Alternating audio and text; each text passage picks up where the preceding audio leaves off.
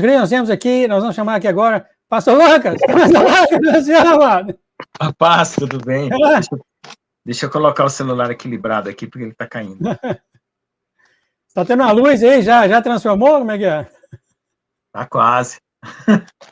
Pedi uma oração sobre o Senhor, o tempo está passando rápido aqui. Amém. Obrigado, pastor, trazer aqui para nós o pastor Lucas, que vem agora, Pai. Derrame sobre ele, derrame sobre ele, use ele, o teu vaso, Senhor, passar para nós os seus sentimentos, suas palavras, os seus mistérios. Que o Senhor venha a edificar todos nós. Muito obrigado por trazer aqui para nós o pastor Lucas, que agora abençoa ele, Pai, a sua unção, e que ele venha a ser a tua palavra aqui para todos nós. Em nome de Jesus. Amém, amém e amém. Amém. Glória a Deus. A paz, Senhor Jesus, irmãos. Então, estamos aqui mais uma semana, né? A gente sempre tem uma sequência de palavras que Deus dá para nós darmos a fazer a edificação da igreja e preparar para o arrebatamento, né? Semana passada nós falamos sobre as coisas que vão se evidenciar agora, né? A partir desse mês de setembro, né? Final de agosto, começo de setembro, outubro, começa a se evidenciar todas as coisas a nosso meio. Eu não sei se vocês têm assistido lá o canal, lá tem um curso Guerra Celestial, tem muitas aulas importantes lá. Então, procurem aí com o pastor João, o link que está aí no próprio site, Mistérios de Deus, para assistir lá, que tem muita coisa importante, que aqui a gente fala bem resumido, né, que são 20, 30 minutos. Então, lá que tem mais detalhes sobre as coisas, né? Então, irmão, nós estamos numa guerra celestial, e essa guerra, ela tem um retorno para casa, que é a nossa lar eterno. E Deus permitiu que, após criar os céus e a terra, algumas coisas acontecessem para dar para nós a liberdade de escolha de voltar para Deus ou não. Então, nós temos essa liberdade e Deus nos mandou Jesus, porque não haveria retorno se não fosse por ele, através do sacrifício da cruz. Então, agora, nesse momento da história, quem escolher a separação de Deus ou o pecado, ou não quer saber de Deus, ou não crer, porque não crer também é uma forma de escolha. Você decide não crer, ou você decide crer. Então, não vai ter como você se reconciliar com Deus, então você vai receber a capacidade eterna de estar longe de Deus, e isso implica na morte, né? A morte daquela essência que é o Espírito que Deus deu para você. E você retornando para Deus, você tem a capacidade eterna da vida, né?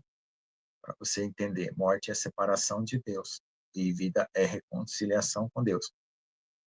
Então, o processo de reconciliação, ele já começou, né?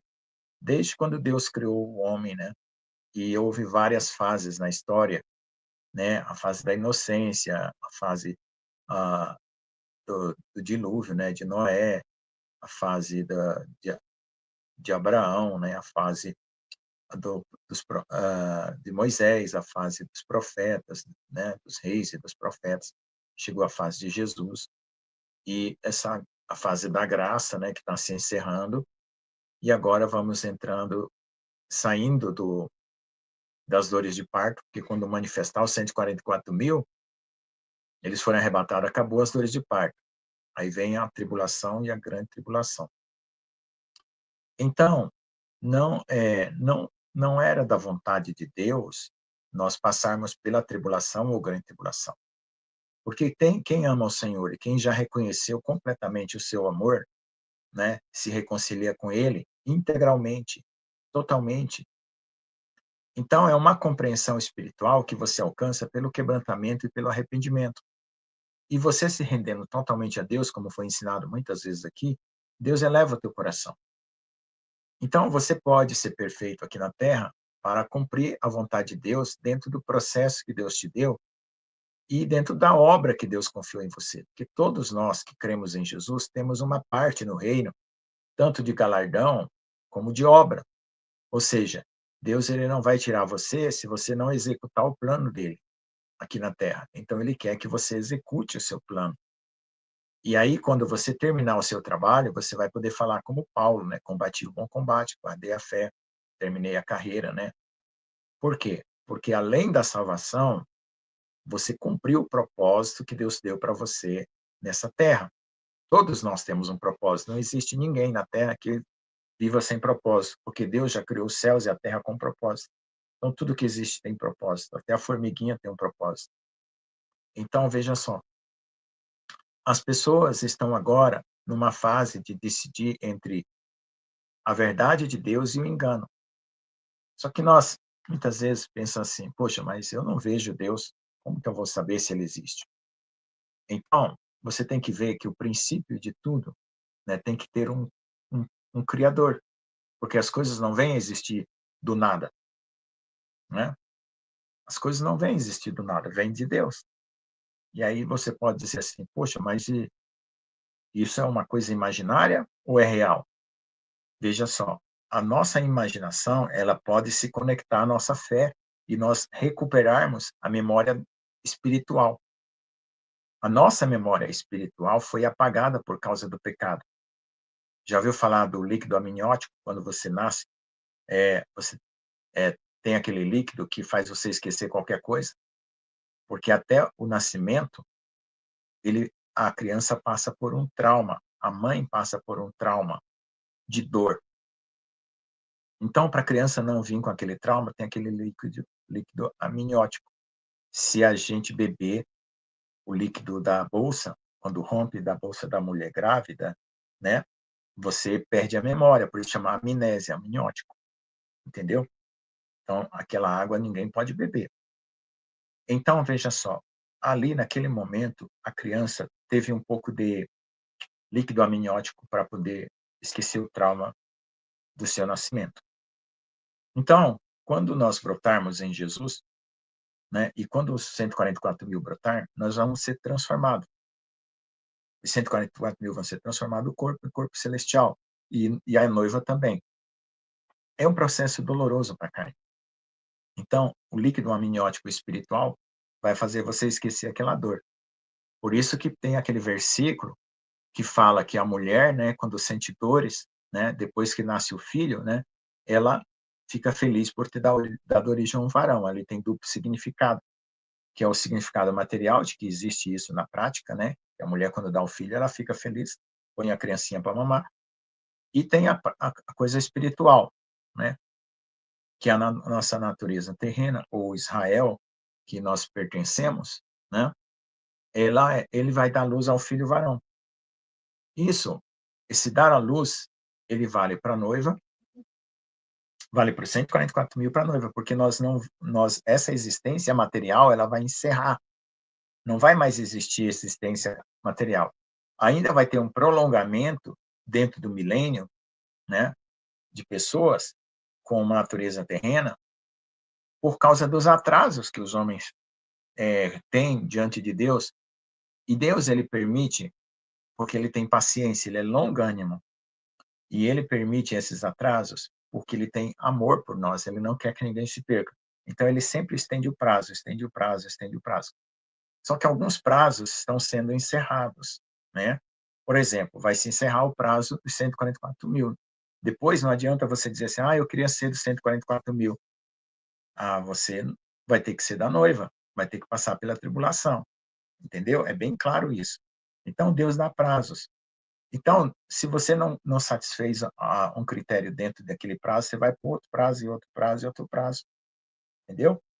Então, o que nós temos que fazer? Rendição total a Deus, que já foi falado aqui. Fazer a comunhão com Deus todo dia de manhã, pedir para Ele explicar claramente qual é a vontade dEle, né, no seu coração, no seu entendimento, na oração, no quebrantamento, o que você tem que fazer durante o dia. Você não faz a mais, porque senão você não vai confiar em Deus, você vai querer fazer as coisas por si mesmo, você vai sair do espírito, vai para a carne, e nem faz a menos para você não ser omisso. E Deus vai te dar um dia equiparado, uma carga que você pode carregar todo dia. Então, fazendo isso ao longo de toda a vida, chega uma hora que Deus brota em você, como vai acontecer agora. E depois vai ter a tribulação.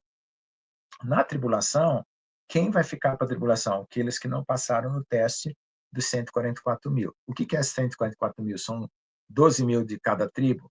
Não, é um Israel espiritual. Existe um cumprimento literal de 12 mil de cada tribo, existe o Israel espiritual. Então, qualquer pessoa que tiver uma rendição plena, total, certo? Participa de 144 mil. Então, eu não posso dar o prazo, é Deus que dá o prazo.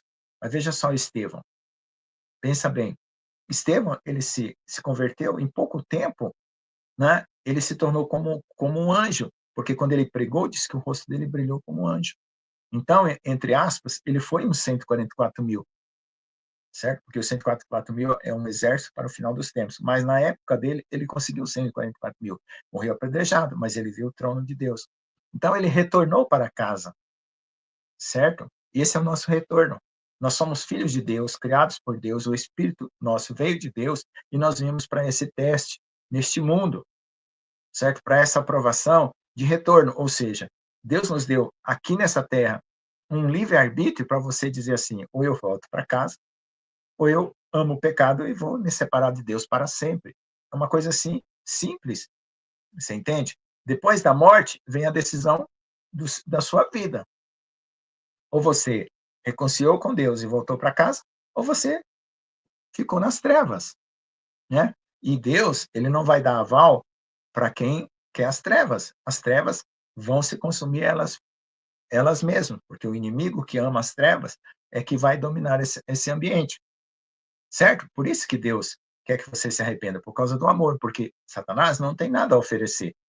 Nas trevas ele não tem amor, ele tem ódio, então se ele vai torturar. Então, o lago de fogo, o inferno ou qualquer outro lugar onde você estiver separado de Deus, você só vai sofrer tortura. Aí você fala assim, eu não quero sofrer tortura. Eu quero entrar no céu.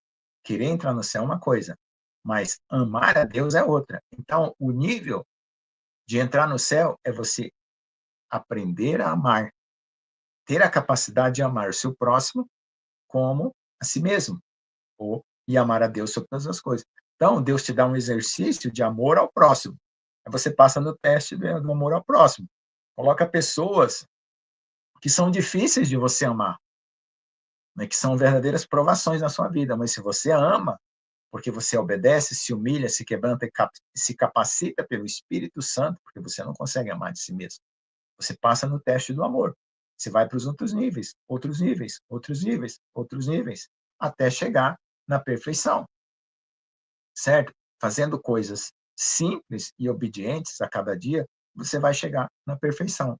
Que é a perfeição? A perfeição é ter Jesus habitando plenamente você e você obedecendo a Deus naturalmente. Então, você acostumou a obedecer, né? Faz por repetição, uma hora você vai fazer pelo Espírito, como quem diz, né? Eu me proponho, eu me disponho a obedecer. Eu tomo uma atitude, eu escolho, eu faço uma escolha, eu tomo uma decisão. Por isso que fé é também uma decisão. Você ouve a palavra.